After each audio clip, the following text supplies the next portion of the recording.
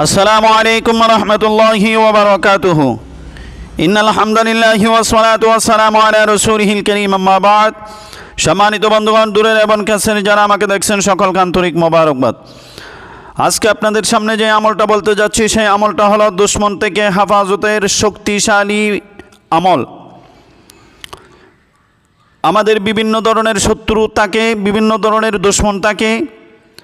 এই ধরনের শত্রু থেকে, দুশমন থেকে এই আমলের বিনিময়ে আল্লাহ হেফাজত করবেন ইনশাআল্লাহ। বিশেষ করে দুইটা আমল রয়েছে। একটা আমল হলো কোরআনের আয়াত, 1 নম্বর আমলটা লা তুদরিকুল আবসার ওয়া হুয়া ইউদরিকুল আবসার ওয়া হুয়াল লাতীফুল খবীর। যদি কোনো মানুষ নিয়মিত পড়ে, তার হাতের তালুতে ফু দিয়ে সেই সমস্ত শরীর যদি মালিশ করে দেয়, সেই যত বড় দুশমনের কাছে যাক না কেন, সামনে দিয়ে যাক না কেন, আল্লাহ ওই দুশমনের চোখ অন্ধ করে দিবে এবং আপনাকে আর দেখতে পাবে না সেই এই আয়াতের বিনিময়ে। দ্বিতীয় নম্বর আমল হলো ইমাম গাজ্জালি রহমাতুল্লাহ তাআলা আলাইহি লেখেন, হামিম আইন সিন কফ কাযালিকা ইউহি ইলাইকা ওয়া ইলাল লাযিনা মিন ক্বাবলিকা আল্লাহুল আসিদুল হাকিম।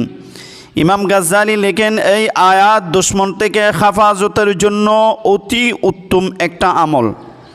তাহলে আমরা বুঝতে পারলাম, এই দুইটা আমল যদি আমরা করতে পারি নিয়মিত, ইখলাসের সহিত, বিশ্বাসের সহিত, আল্লাহর উপর তাওয়াক্কুল করে, আল্লাহ এই আয়াতের বিনিময়ে, আমলের বিনিময়ে সমস্ত দুশমন থেকে, শত্রু থেকে আল্লাহ আপনাকে হেফাজত করবেন ইনশাআল্লাহ।